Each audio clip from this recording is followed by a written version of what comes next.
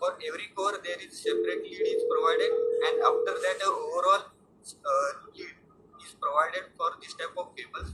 And this type of cables mainly used up to the 66 kV applications. And according to the construction, the pressure cables are also there. So pressure cables are categorized into two types: oil filled or oil pressurized and gas pressurized cables. Okay, we will see in the next slide what are these pressure type of cables. Okay, and also the according to the different insulation, what are the types of cable, we will see in the next slide. Okay.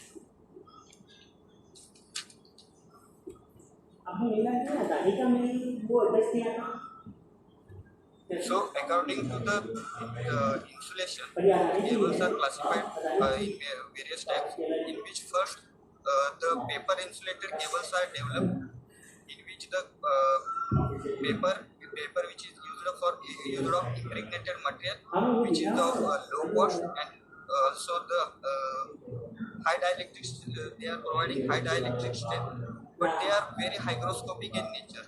So that's why they are used for smaller installations like household and LV applications.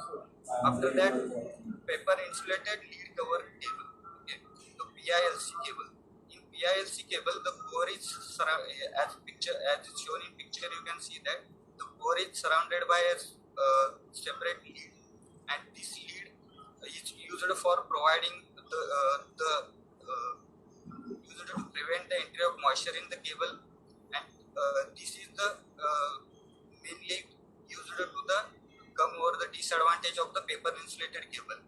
This type of cables are mainly developed in around 1940 or 1950s. Okay, now this type of cables are used for medium voltage applications, and these are not widely available in India. After that, the oil filled cables. In oil filled cables, oil is used as insulating material, in which oil is maintained within the cable at a certain pressure, and also the mineral oil is used in this type of cable. These oil cooled cables are used for 66 kV above application, and in this type of cable, the reservoirs are maintenance, and we need to always keep the pressure constant, and also we have to do the frequent maintenance of this type of cable. So overcome this type of disadvantages of highly maintenance cost and maintaining, and also detection of the oil leakage is also difficult in this type of cables. So that's why to overcome this problem, the extruded cables are developed, such as ethylene propylene rubber. In ethylene propylene rubber mainly, this type of cables are having good mechanical strength, they are durable, and also they are having high insulation resistance properties. The ethylene propylene rubber is one type of vulcanized rubber cables, and mainly used for LV and MV applications. After that, PVC cables. The PVC polyvinyl chloride is having high insulation resistance and also the good dielectric strength, but they are and also they are having the properties for inert for the alkalis and acids. So they are widely used in cement and chemical factories, and also they are used for LV and domestic purpose applications. But these are mainly the disadvantage of PVC cables are they are frequently got damaged due to the mechanical pressures. So that's why to overcome this type of cables, the polyethylene cable is mainly used. Okay, in polyethylene cable, these cables are having low dielectric losses than the PVC, and also they are having the good mechanical strength than PVC cables. They are but they are not flexible as much of that PVC cable. They are hard in nature. Okay, but there is only disadvantage of polyethylene is they are highly sensitive to moisture under the high voltage stresses.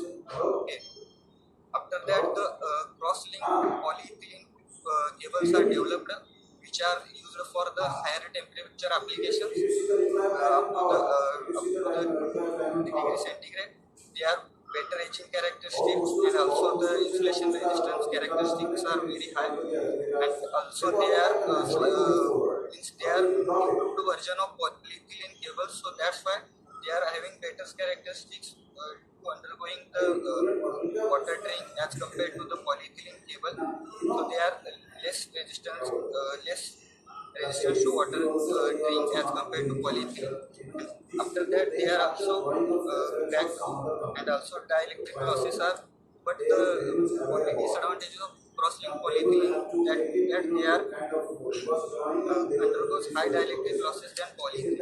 Okay, after that, jelly-filled cables. The jelly-filled cables are mainly used for telecommunication applications, in which polyethylene is used as insulation and petroleum jelly is used to prevent the entry of moisture in the cable. Okay, the next one, gas insulated cables. In gas insulated or gas filled cables, the pressurized gas like dry nitrogen or SFC is used as the insulating material or also as a coolant for the cable. Okay, in which airtight steel pipe is used, and we have the pressurized gas is used as an insulator in this type of cable. This type of cables are also used for the EHV applications, and also they can sustain the high load current than the extruded cables like XLP. But XLP cables are widely used in industry up to the 400 kV applications. So now we will see what is the construction of cable.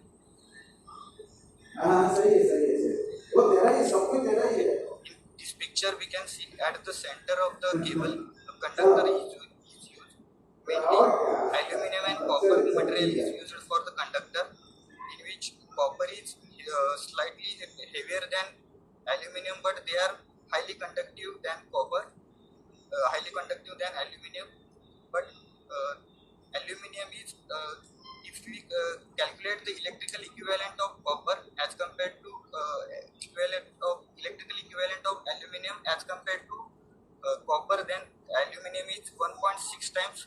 We require 1.6 times cross-sectional area of the copper, and also for the at the half of the weight of the aluminum.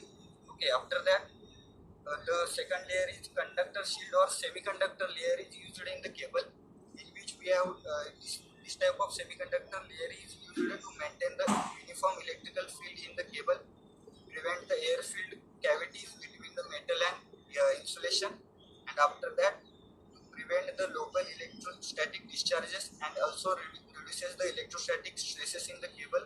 The semicon layer or the conductor shield, which is shown in first picture, is used. After that, the conductor shield, insulation shield is used to provide the insulation in the cable. And in previous slide I explained what different types of insulation also. After that, the conductor shield or insulation shield is used. The insulation shield or the semicon layer is having same function as I explained earlier as conductor shield, to prevent the electrostatic discharges into the cable. After that, the copper tape shield or conductor shield is used in the cable. This type of shield is used to keep electromagnetic radiation and also provide the path for fault and leakage current, because this copper tape shield is earthed at the cable termination or cable ends. Okay. After that, in cable construction, filler materials are used, as you can see in second picture. The filler materials are used to fill the hollow spaces in the cable and also used to maintain the uniform shapes of the cable. Okay. After that, the inner PVC sheath or PVC inner jacket is used in the cable. This type of this type of layer is used to keep all the bundle together and also provide beading for the cable armor. Okay. And after that, cable armor is mainly used to provide mechanical protection to the cable. Mainly steel wire or aluminum wire are used for the cable armoring purpose, in which tinning or galvanizing process is done to provide the rust protection to the cable. And also mainly the steel is magnetic in nature, so that's why whenever the electrical current passes from the cable, the electric eddy currents are developed in the steel material, so that's why the cable undergoes to the overheating. So that's why aluminum armoring is widely used in the industry. After that, the outer sheet or outer PVC jacket. The outer PVC jacket is mainly used to provide mechanical, chemical and electrical protection to the cable. In this type of outer sheet, this is also used to provide the manufacturer marking, the cable rating, and also the length marking on the cable. Now in this picture, you can see that the cross section of XLP cable of a 400 kV cable. The construction as I explained earlier. Next one. Next one. In the next slide, we will see what are the different types of causes of the fault. Okay. In the manufacture, first one is the manufacturing defect. At the time of manufacturing of the cable, if the manufacturing process if there are some voids are remaining in the cable, or some moisture or the contaminants are remaining in the cable, so they were after the time of service they undergoes partial discharge, means they are slowly developing the water trees and electrical trees in the cable. These are slowly developing faults which are results in the higher amount of breakdown of the cable or damage to the cable. After that, the next one is the overwork machine during cable laying. In India, the manual cable laying is widely used. Here you can see the pictures from cable laying. These pictures are taken from the in which manual cable laying is used. In this type of cable laying, in third picture you can see that the proper care of the bending radius is not taken care in this type of installation. So this type of installation, if the proper care is not taken, then due to the unwanted bending of the cable, the armor of the cable got damages or cracked at that bending point. So that's why this will cause to the further damage of the cable at the time of the service. After that, the third one is external damage due to the road construction, infrastructure development. The cable might got damaged mechanically. Next one is the earth subsidence or landsliding. Due to this, the cable is what undergoes the damage. Next one is due to overloading events or overcurrent events. The insulation of the cable is what burns at the weak points, joints, and termination. Here you can see the picture that what termination is got burned due to the overloading. Next one is the sheath or armor corrosion. In this picture, you can see that the level of corrosion on the armor. This is caused due to the damage of the outer jacket is got damaged and the moisture is got entered into the cable, and due to that the armor of cable is got corroded. So this will cause to the breakdown of the inner insulation due to the formation of water ring and electrical ring. So that's why this is one of the major cause of the cable fault in the cable. After that, the lightning strike and over voltage events. Due to the lightning strikes and over voltage events, the higher amount of voltage is induced into the cable, and that's why the insulation of the cables got damaged, and that's why the faults are occurred in the cable. After that, increase of moisture due to the weak points or at the terminations or joints, from weak point the moisture is got entered into the cable, and this type of water causes to the formation of water ring in the insulation, and this water ring are after that results into the formation of electrical ring, and this electrical ring results in the partial discharges occurred inside the cable insulation, and this small small discharges into the cable causes to the weakening of the insulation of the cable, and after a certain period of time, this cable is got breakdown. After that, aging of the cable,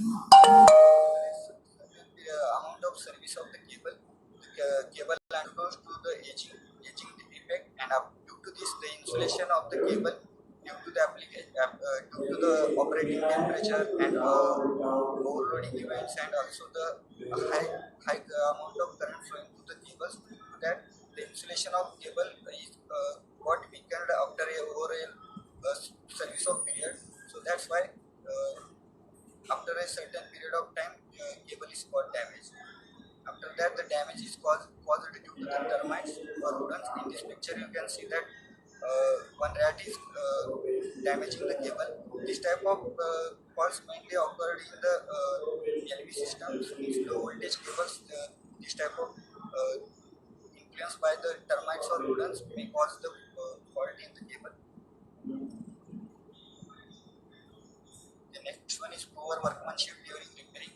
During repairing, if the proper methods or proper care is not taken, then the faults are occurred in the cable.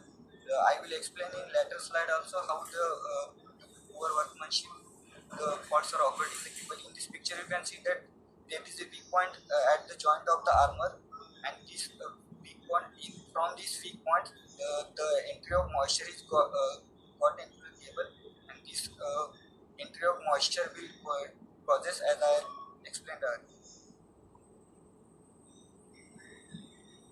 That the types of faults according to the fault resistance. If the fault resistance is below 10 ohm, means the cable is deadly short circuited. So for this type of faults, we call them as short circuit fault. The fault resistance higher than the 10 ohm or higher than 10 mega ohm to the kilo ohms, this type of fault is called as low resistance. And if the fault resistance value is greater than 100 kilo ohm, then it is called as high resistance type of fault. And if the fault resistance is in giga ohms, then we will call it as an open circuit fault. Okay. I will explain it later also. Okay. The first one, open circuit fault. In this picture, you can see the picture is self-explanatory. In that, you can see that one core is completely broken. This type of open circuit faults mainly occurred in aluminum conductors due to the overloading or overcurrent events, or the mechanical damage to the cable. After that, the short circuit or contact type of fault. Mainly this type of faults are occurred between core to core or core to sheet. Next one is flashing fault. So as I explained earlier, if the proper care is not taken in the at the time of repairing, so here you can see that the weak points, means if the contacts are not made properly, then due to these weak points, after a particular level of voltage application to the cable, this type of flashings are occurred in the cable, and this small flashing in the cable or discharge in the cable will causes to the damage in the insulation of the cable, or this may weaken the joints, and after that this type of faults are results in the failure of the cable. Okay, after that, sheet faults means the outer PVC jacket or outer jacket of the cable is got damaged, and due to this, the armor of the cable will comes in the contact of the soil. So in picture you can see that. After that, next one is ingress of moisture in the cable. As I already explained, at the weak point of the cable or some makeup damage is the damage the point of the cable on the PVC jacket, outer PVC jacket, the moisture is got entered in, and this moisture is got accumulated at joints or at the termination point, and due to that, this water will causes to the formation of water drain under the high voltage business. And next type of fault is multiple faults. Means any possible combination between this we call as multiple faults. So if there is any possible combination between these. After that, now we have covered all the types of faults. After that, different types of causes of fault. Now we will see the how step by step we are conducting the cable fault location. So in cable fault location, we have to always keep in mind that we need to follow always a mannered process. If we are skipping any of the step between this, then the cable fault location means we might result at the end of the day we might did not get any fault, or also the fault location time is drastically increased. So that's why we always required to follow the stepped manner for the correct approach to the cable fault location. So in this first step is diagnosis. In diagnosis stage, we are detecting what type of fault. We are noting the cable details about the cable, how the fault is occurred. I will also explain the diagnosis process in next slide also. So in diagnosis stage, we will see the what type of fault is occurred. So in this stage, we can determine that what type of relocation methods we have to kept ready. After that, we need to do the preconditioning in some conditions. Let us consider if the moisture is present in the cable, then we have to do the preconditioning by the application of surging or burn down equipment or charging the line. So by application of preconditioning steps, we are removing this type of water ingress in the cable, or we are converting the high resistance fault into the low resistance fault, so that we can easily relocate the fault. So this preconditioning is not required for every fault condition. There are some critical conditions, so that's why we need to preconditioning. After that, we have to carry out relocation. Now, what is meant by relocation? Relocation means we are determining the fault distance from one test state. Okay, so fault distance means it will give us a search window to locate the fault. So in relocation, mainly four methods are used. I will explain in later slides. Okay, so in relocation step, now we get, for an example, let us consider a cable of length 2 kilometers. So in relocation step, we are calculating the fault distance from one end. So let us consider in 2 kilometer cable, if we are getting the fault distance as a 500 meter. So after that, I have to carry a root trace. Means I will go physically to the 500 meter, and after that I will trace the 40 to 50 meter area by using root tracing process. Okay, in root tracing process, it is always necessary to conduct it before pinpointing, because it is not necessary that every user will aware of the route of the cable. So route tracing is must required for before the pinpointing. After the route tracing, pinpointing step is carried out. In pinpointing, we are locating exact the location of the cable.